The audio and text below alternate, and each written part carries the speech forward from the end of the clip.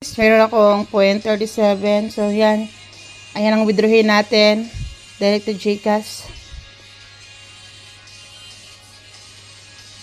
And guys, prepare na. Wait na lang natin. Ganyan lang mag-withdraw dito guys. Napakadali lang. So, antayin na lang natin na papasok sa ating GCash.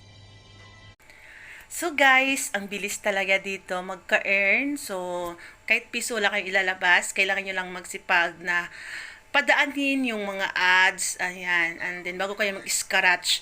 So guys, first withdraw nyo is 0.35. Sa akin is 0.37. Withdraw ko na siya.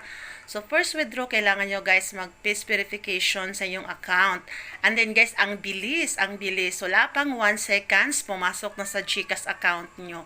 So, yun guys, sa gustong malaman kung anong apps na to, ayan guys, nakapost yung link sa aking YouTube channel. Ayan, tingnan nyo lang guys, nandyan, nakapost every time guys na kung ano yung mga kaganapan dito sa mga platform na tutunan, isi-share ko din sa inyo guys.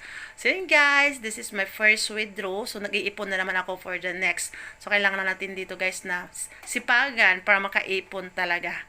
So again, thank you for watching. See you in my next vlog. Bye!